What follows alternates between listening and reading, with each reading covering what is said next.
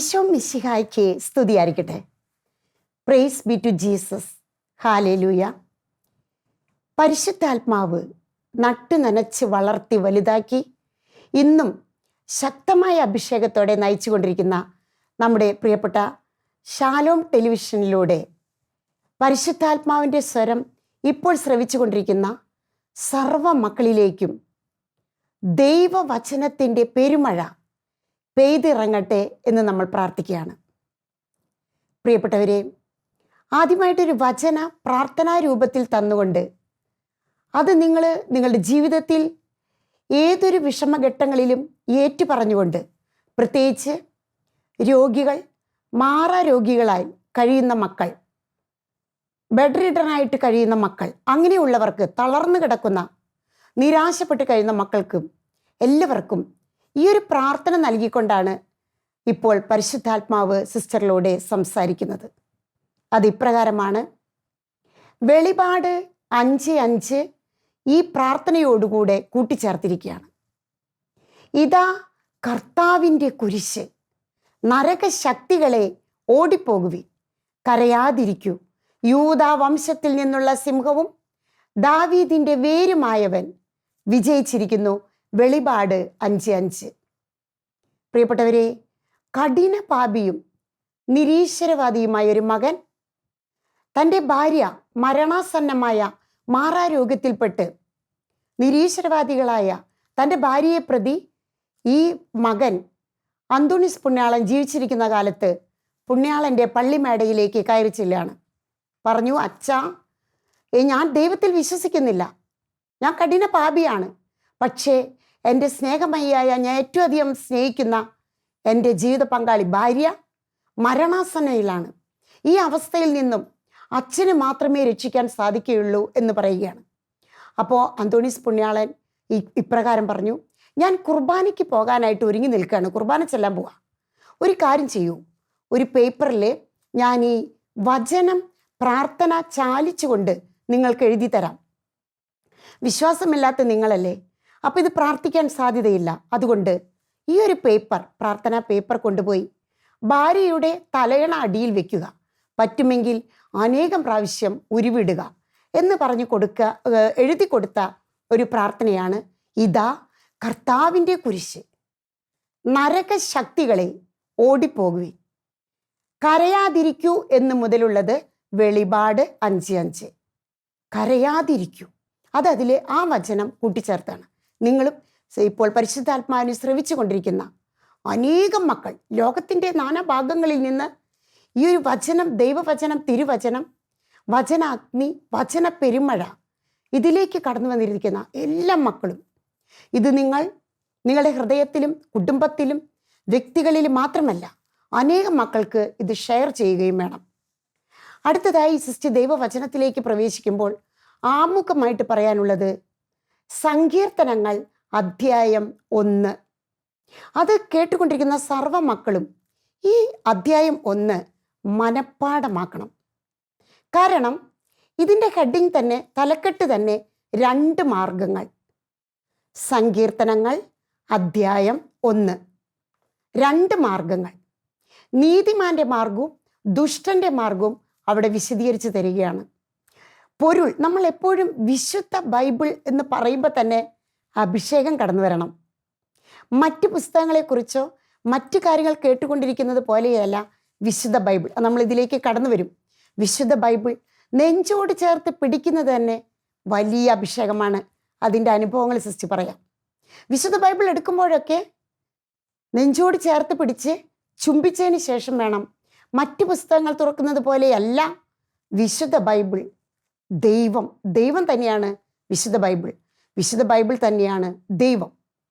പ്രിയപ്പെട്ടവരെ, 2 മാർഗങ്ങളിലേക്ക് കടന്നു വരാം. നിങ്ങൾക്ക് വേണമെങ്കിൽ നോട്ട്ബുക്കിൽ സങ്കീർത്തനം 1 എന്ന് കുറിച്ച് വെക്കാം. ഇതിൽ മുൻപ് സിസ്റ്റർ പറഞ്ഞത് വെളിപാട് 5:5. രണ്ടാമത്തെ വചനമായിട്ട് നമുക്ക് എഴുതി വെക്കാം സങ്കീർത്തനങ്ങൾ 1. ദുഷ്ടരുടെ ഉപദേശം സ്വീകരിക്കുകയോ പാപികളുടെ വഴിയിൽ വ്യാപരിക്കുകയോ പരിഹാസകരുടെ പീഠങ്ങളിൽ ഇരിക്കുകയോ ചെയ്യാത്തവൻ ഭാഗ്യവാൻ. അവൻ്റെ ആനന്ദം കർത്താവിൻ്റെ വചനത്തിലാണ്.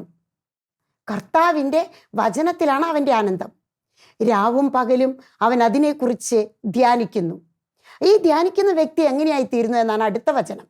നീർച്ചാലിനരികെ നട്ടതും യഥാകാലം ഫലം തരുന്നതും ഇല കൊഴിയാത്തതുമായ വൃക്ഷം പോലെയാണ് അവൻ. അവൻ്റെ പ്രവർത്തികൾ സഫലമാകുന്നു. എന്നാൽ ദുഷ്ടർ അങ്ങനെയല്ല. അവർ കാറ്റ് പരത്തുന്ന പതിര് പോലെയാണ്. നീതിമാന്മാരുടെ മാർഗത്തിൽ ചരിക്കാൻ അവർക്ക് സാധിക്കില്ല. അവരുടെ മാർഗം നാശത്തിലേക്കും നീതിമാന്റെ മാർഗം ദൈവത്തിലേക്കുമാണ്. പ്രിയപ്പെട്ടവരെ, രണ്ട് മാർഗങ്ങൾ, ഇതിലേത് തിരഞ്ഞെടുക്കണമെന്ന് നമ്മളോട് തന്നെ ചോദിക്കണം. ദുഷ്ടരുടെ മാർഗങ്ങളും നീതിമാന്റെ മാർഗം. നീതിമാന്റെ മാർഗം എന്ന് പറയുമ്പോൾ പ്രിയപ്പെട്ടവരെ, വിശുദ്ധ ജെറോം പറയുന്നത് പോലെ ദൈവവചനത്തെക്കുറിച്ചുള്ള അജ്ഞത യേശു ക്രിസ്തുവിനെ കുറിച്ചുള്ള അജ്ഞതയാണ്.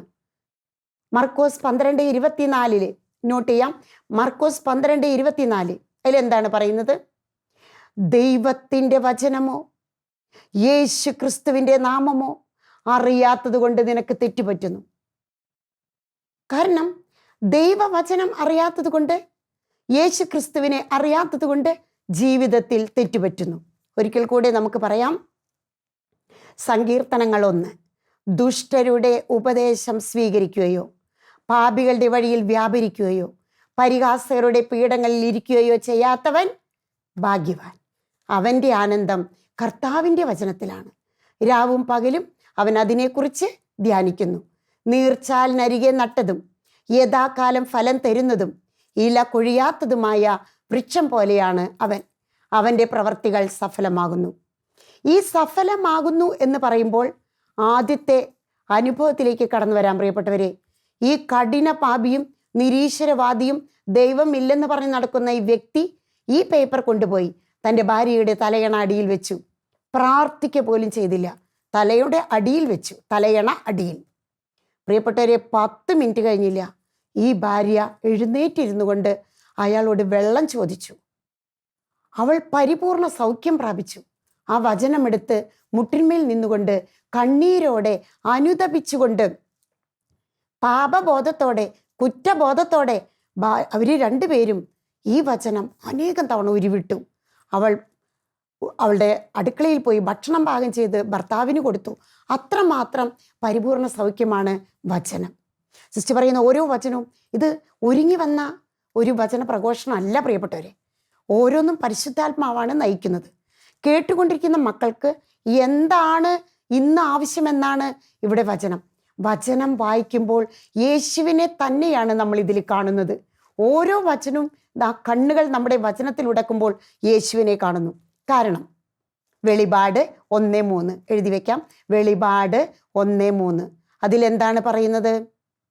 ദൈവവചനം വായിക്കുന്നവർ, ദൈവവചനം കേൾക്കുന്നവർ, ദൈവവചനം പാലിക്കുന്നവർ. 3 കാര്യം.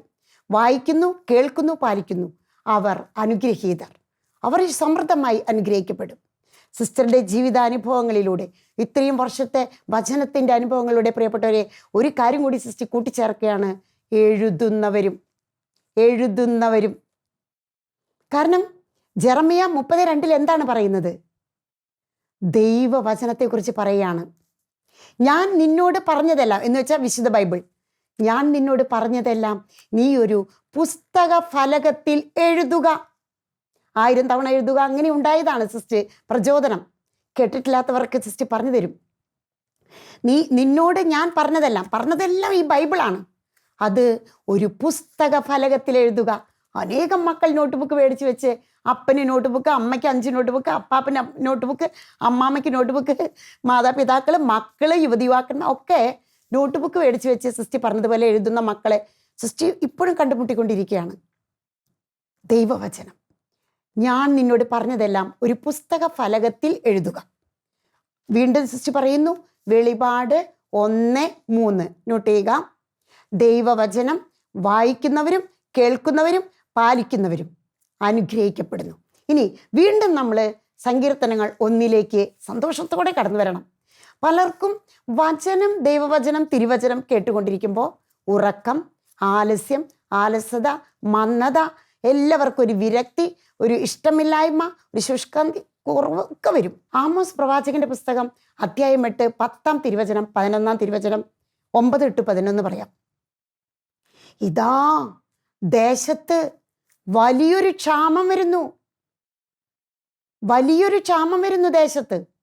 അത് കുടിവെള്ളമോ ഭക്ഷണപാനീയങ്ങളോ ഒന്നുമല്ല, ഭക്ഷണത്തിനോ കുടിവെള്ളത്തിനോ ഉള്ള ക്ഷാമമല്ല, പിന്നെയോ ദൈവവചനം കിട്ടാതെയുള്ള ക്ഷാമം.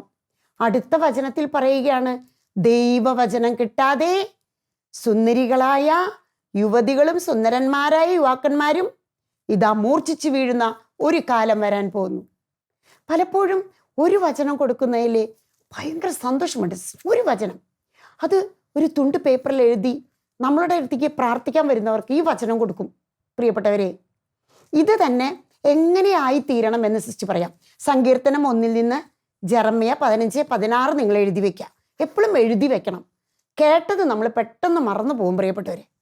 പലപ്പോഴും ലോഗോസ് ക്വിസിനെ സിസ്റ്ററിൻ്റെ ചെറുപ്പകാലങ്ങളിൽ സിസ്റ്റർ ആയിരിക്കുന്ന കർമ്മല സഭയിൽ പലപ്പോഴും ലോഗോസ് ക്വിസിനെ 100-98, 100-96 ഒരൊറ്റ വട്ടം വായിച്ചാൽ മതി. എല്ലാവരെയും കോൺവെൻറ്റിൽ 32 സിസ്റ്റേഴ്സ് ഉണ്ടെങ്കിൽ അവരെയൊക്കെ പഠിപ്പിക്കുന്നത് ഞാൻ തന്നെയാണ്. ബൈബിൾ, ലോഗോസ് ക്വിസ് ഒരു ജ്വരമായിരുന്നു, മത്സരം. പക്ഷേ പിന്നീട് മനസ്സിലായി, 100-98 മേടിച്ച ഞാൻ പിറ്റേ ദിവസം ആ പഠിച്ച സുവിശേഷത്തിലെ ഒരു വചനവും കൊട്ടേഷനും പറയാൻ പറയുമ്പോൾ കിട്ടുന്നില്ല പ്രിയപ്പെട്ടവരെ. പിന്നീട് സിസ്റ്റർ എന്ത് ചെയ്തു? ഒരു പുതിയ വിശുദ്ധ ബൈബിൾ വാങ്ങി സിസ്റ്ററിൻ്റെ കൊച്ചുമുറിയിലെ മൂലയിൽ ഒരു പുൽപ്പായ ഇട്ട് ആ ബൈബിൾ പുതിയത് അവിടെ വെച്ചു.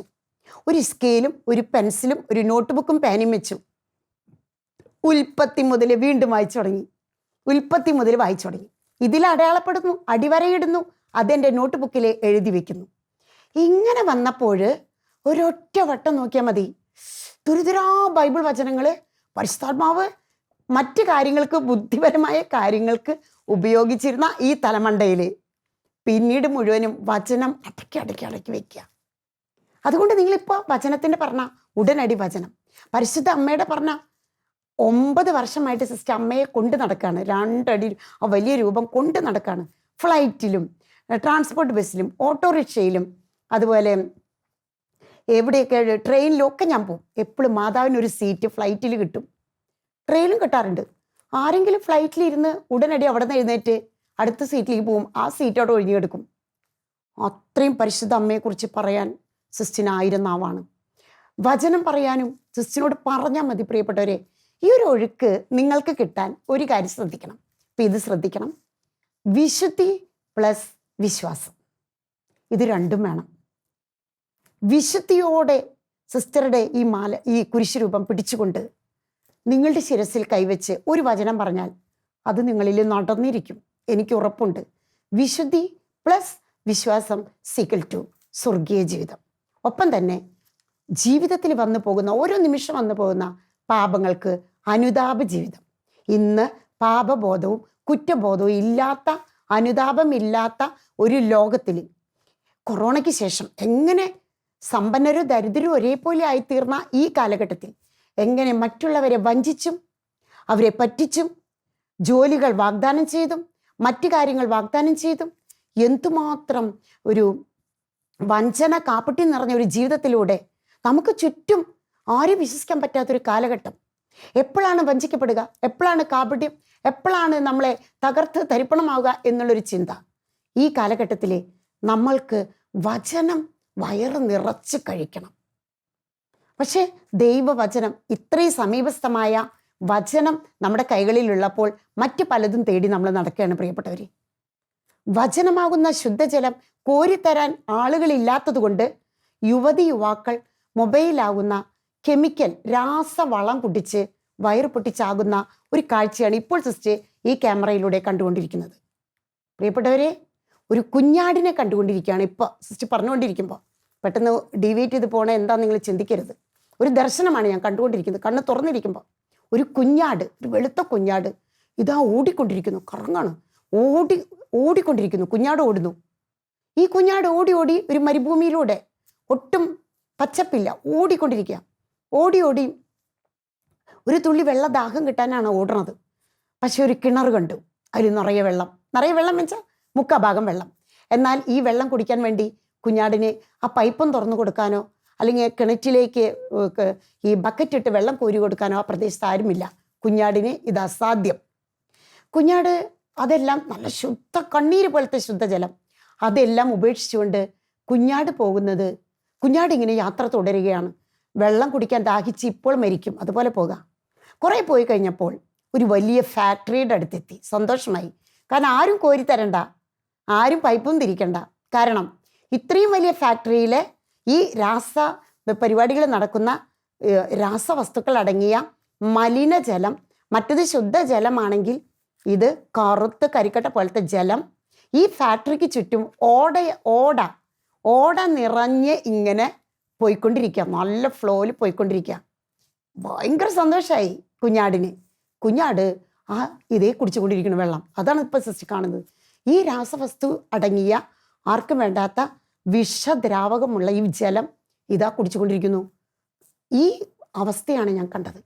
കുറച്ച് കഴിയുമ്പോൾ അതിൻ്റെ വിഷവായുവിൻ്റെ ശക്തി മൂലം, വിഷവാതകങ്ങൾ, കെമിക്കൽസിൻ്റെ ശക്തി മൂലം അതവിടെ പള്ളപൊട്ടി ചത്തു വീഴുന്നു. ഈ ഒരു കാഴ്ചയാണ് ഇപ്പോൾ കണ്ടുകൊണ്ടിരിക്കുന്നത്. പ്രിയപ്പെട്ടവരെ, ദൈവവചനം അതുകൊണ്ടാണ് നോട്ട് ബുക്കിൽ എഴുതി വെക്കുകയും നിങ്ങളെ ടച്ച് ചെയ്ത ഹൃദയസ്പർശിയായ ഏത് വചനമാണെങ്കിൽ മറ്റുള്ളവർക്ക് പറഞ്ഞു കൊടുക്കുകയും ചെയ്യണം. നിങ്ങൾ ഇത് വലിയൊരു ഇതാണ് നമ്മുടെ മിഷൻ പ്രവർത്തനം. ഇത് പ്രിയപ്പെട്ടവരെ, ഒരു സിസ്റ്റർ ഡോക്ടറാണ്. അപ്പോൾ ആത്മാവിൻ്റെ ഡോക്ടറായിട്ട് നമ്മൾ മാറണം. മറ്റതിലൊന്നും നമുക്കൊരു സന്തോഷമില്ല. ആത്മാവിൻ്റെ ഭിക്ഷുകനായിട്ട് നമ്മൾ മാറണം. കാരണം ഒരു വചനം എഴുതി കൊടുത്തിട്ടുണ്ടായ അനുഭവങ്ങൾ ഒരുപാട് സിസ്റ്ററിന് പങ്കുവെക്കാനുണ്ട്. അത് ഈ സമയം കൊണ്ടൊന്നും തികയില്ല. അതുകൊണ്ട് നമുക്ക് അതിലേക്ക് പ്രവേശിക്കാം. അതിന് മുൻപായിട്ട് വചനം എന്ത് ചെയ്യണം ഇതിലേക്ക് വരാൻ ജെറമ്യ 15:16. ജെറമ്യ 15:16. വചനം കണ്ടെത്തിയപ്പോൾ, ഒരു വചനം കിട്ടി, നിങ്ങൾക്കൊക്കെ വചനം കിട്ടിക്കൊണ്ടിരിക്കുക, തുരുതരാ കിട്ടുന്നുണ്ട്.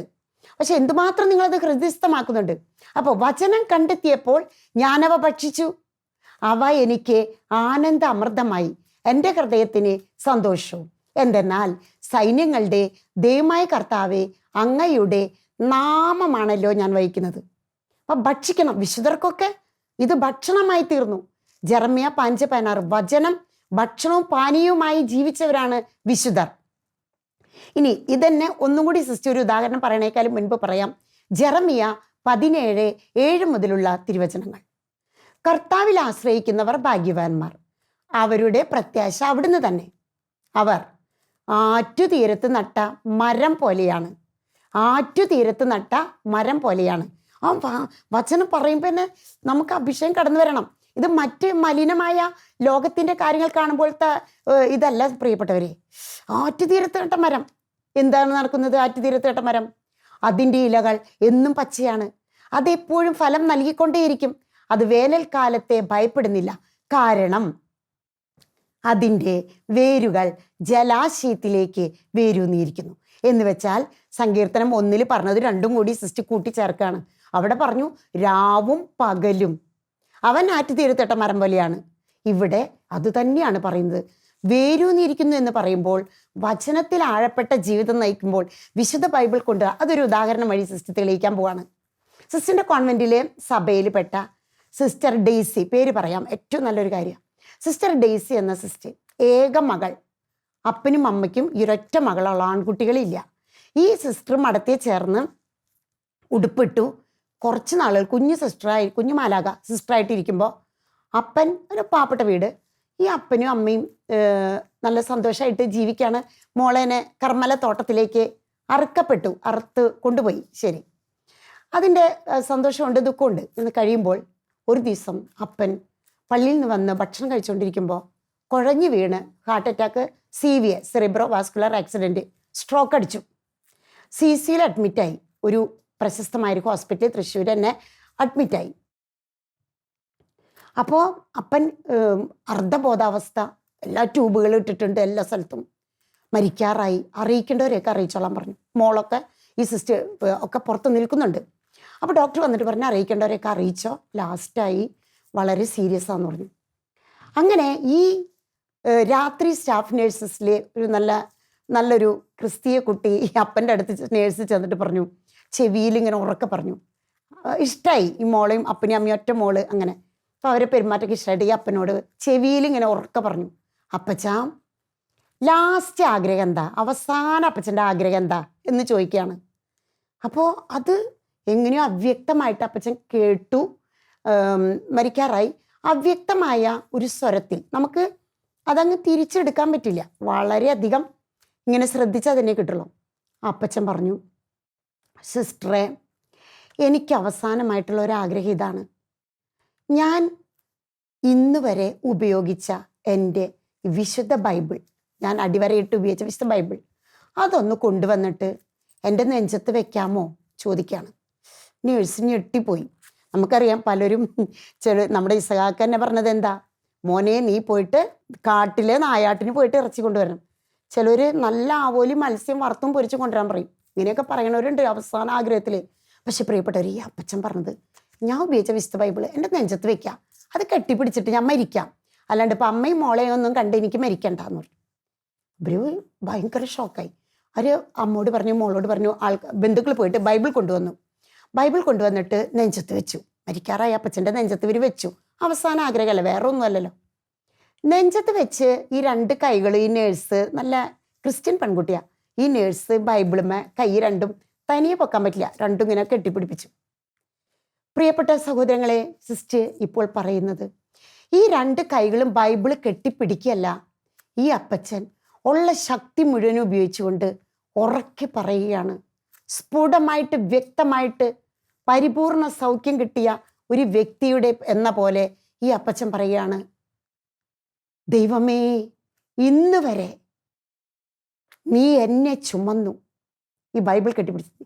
ദൈവമേ, ഇന്ന് വരെ നീ എന്നെ ചുമന്നു, ഇന്നു മുതൽ ഞാൻ നിന്നെ ചുമക്കും. ദൈവമേ, ഇന്ന് വരെ നീ എന്നെ ചുമന്നുകൊണ്ട് നടക്കുന്നു, ഇന്നു മുതൽ ഞാൻ നിന്നെ ചുമക്കും എന്നൊരു വാഗ്ദാനം ദൈവത്തോട്. ആ സമയത്ത് പരിപൂർണ സൗഖ്യം. മരുന്നോ ലേപന ഔഷധമോ അല്ല പ്രിയപ്പെട്ടവരെ, മരുന്നോ ലേപന ഔഷധമോ അല്ല, ജീവനുള്ള ദൈവത്തിൻ്റെ വചനം ആ സമയത്ത് സൗഖ്യം കൊടുക്കുകയാണ്. ആ അപ്പച്ചൻ എഴുന്നേറ്റിരുന്ന് എൻ്റെ ഭാര്യയും കുട്ടിയും കാണണം, വെള്ളം തരണമെന്ന് പറയുകയാണ്. അങ്ങനെ അപ്പച്ചൻ എഴുന്നേറ്റിരുന്നു, വെള്ളം കൊടുത്തു, പരിപൂർണ സൗഖ്യം. ഇന്ന് ആ അപ്പച്ചനും അമ്മച്ചിയും പ്രിയപ്പെട്ടവരെ ഒരു ഓട്ടോറിക്ഷ അവർ കടക്കെടുത്ത് ലോൺ എടുത്ത് വാങ്ങിയിട്ട് ഈ ബൈബിളും കൊണ്ട് അപ്പനും അമ്മയും വീട്ടിൽ മിക്കവാറും ഉണ്ടാവില്ല, അവർ പരിപൂർണ സൗഖ്യം കിട്ടി. അപ്പനും അമ്മയും നന്ദിയായിട്ട് എല്ലാ ധ്യാന കേന്ദ്രങ്ങളിലും ദിവ്യകാരുണ്യം എഴുന്നള്ളിച്ച് വെച്ച മുറികളിൽ മധ്യസ്ഥ പ്രാർത്ഥന ചെയ്യാണ്. മധ്യസ്ഥ പ്രാർത്ഥന പേരൻസ് എന്നാണ് അവരെ ഇപ്പോൾ വിളിക്കണം. എല്ലാ ധ്യാന കേന്ദ്രങ്ങൾക്കും ഓടുകയാണ് അവർ. അങ്ങനെ മധ്യസ്ഥ പ്രാർത്ഥന ചെയ്യാണ്. ദൈവവചനമാണ് എന്നെ രക്ഷിച്ചത്. വിശുദ്ധ ബൈബിൾ നെഞ്ചോട് ചേർത്ത് പിടിക്കുന്നത് തന്നെ പ്രിയപ്പെട്ടവരെ നമുക്ക് വലിയ സൗഖ്യമാണ്.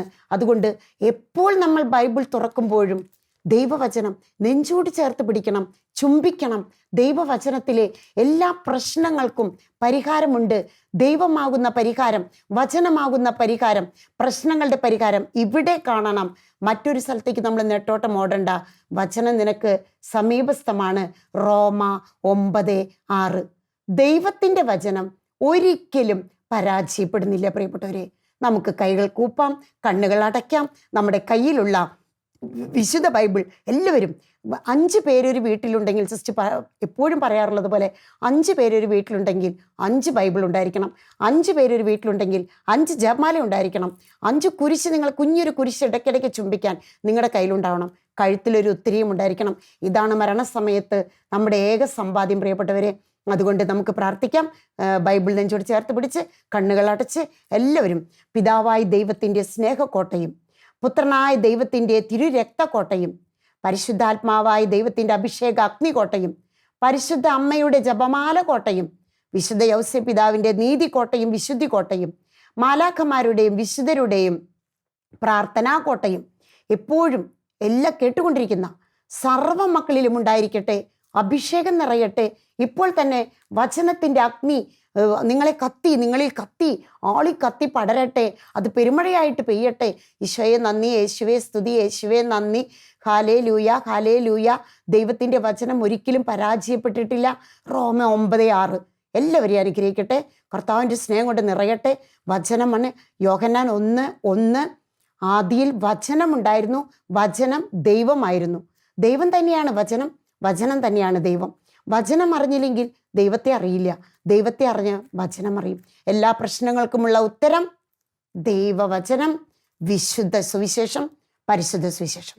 എല്ലാ മക്കളെയും ഈശോ അനുഗ്രഹിക്കട്ടെ. ഇതിൻ്റെ പൊരുൾ വിവേചിച്ചറിയാനും നമുക്കത് ഗൃഹസ്ഥമാക്കുവാനും ബുദ്ധിയിൽ ഈ കൊട്ടേഷൻ അടക്കം പറയാൻ കിട്ടുവാൻ, മറ്റുള്ളവർക്ക് പറഞ്ഞു കൊടുക്കാൻ, വചനം കൊണ്ട് പ്രശ്നങ്ങളെ കൈകാര്യം ചെയ്യാൻ പ്രിയപ്പെട്ടവരെയും എല്ലാവർക്കും പരിശുദ്ധാത്മാവിൻ്റെ ആവാസം ലൂക്ക 1:35. പരിശുദ്ധാത്മാവ് നിന്റെ മേൽ വരും, അത്യുന്നതന്റെ ശക്തി നിന്റെ മേൽ ആവസിക്കും. ഓ പരിശുദ്ധാത്മാവേ, കേട്ടുകൊണ്ടിരിക്കുന്ന എല്ലാ മക്കളിലേക്കും വചനത്തോട് ഒരു ആസക്തി, വചനത്തോട് ഒരു ഭക്ഷണം പോലെ അത് കഴിക്കാനുള്ള, അത് പൊരുള് അറിഞ്ഞ് അതിൻ്റെ രഹസ്യങ്ങൾ അറിഞ്ഞ് ഓരോ വരിയിലും മറഞ്ഞിരിക്കുന്ന ഈശോയുടെ ജീവിതം നമ്മുടെ ജീവിതത്തോട് താരതമ്യം ചെയ്ത് ഈ വചനം വായിക്കാനുള്ള വൻകൃപ നെഞ്ചോട് ചേർത്ത് പിടിക്കാൻ, ജീവിതത്തിലെ എല്ലാ അനുഭവങ്ങളിലും നെഞ്ചോട് ചേർത്ത് പിടിക്കാനുള്ള വൻകൃപ നൽകണമേ എന്ന് പ്രാർത്ഥിക്കുന്നു. എല്ലാവരും ഈശോ അനുഗ്രഹിക്കട്ടെ. ഈ ശാലോം ടെലിവിഷനിലൂടെ നിങ്ങൾ ഇത് കേട്ടുകൊണ്ടിരിക്കുമ്പോൾ എഴുതിയെടുത്ത എല്ലാ വചനങ്ങളും ലോകം മുഴുവനും അറിയിക്കുക. ഇത് വലിയൊരു ദൈവരാജ്യ വിപുലീകരണ ഒരു ശുശ്രൂഷയാണ്, ദൈവരാജ്യ പ്രഘോഷണമാണ്. നമുക്ക് ഇതുപോലെ അനേകം മക്കളുടെ മുൻപിൽ, 10,000ങ്ങളുടെ മുൻപിൽ നിന്ന് സിസ്റ്ററിനെ പോലെയുള്ള ധ്യാനഗുരുക്കന്മാരെ പോലെ നിങ്ങൾക്ക് പറയാൻ പറ്റില്ല. പക്ഷേ വിഷമിക്കുന്ന ഒരു മകനെ ബസ് സ്റ്റാൻഡിലോ തീവണ്ടിയിലോ പ്ലെയിനിലോ ഓട്ടോറിക്ഷയിലോ കാറിലോ എവിടെ സ്ട്രീറ്റിൽ ഇടവഴികളിലൊക്കെ കണ്ടുമുട്ടുമ്പോൾ, ആതുരാലയങ്ങളിൽ അല്ലെങ്കിൽ വിദ്യാഭ്യാസ സ്ഥാപനങ്ങളിലൊക്കെ കണ്ടുമുട്ടുമ്പോൾ ഒരു വചനം കൊടുക്കുക. അവരും ദൈവവചനത്തിലേക്ക് ആഴപ്പെടട്ടെ എന്ന് പ്രാർത്ഥിക്കുന്നു. എല്ലാവരെയും ഈശോ അനുഗ്രഹിക്കട്ടെ. പിതാവിൻ്റെയും പുത്രൻ്റെയും പരിശുദ്ധാത്മാവിൻ്റെയും നാമത്തിൽ ആമേൻ. ഈശോ മിശിഹായ്ക്ക് സ്തുതിയായിരിക്കും.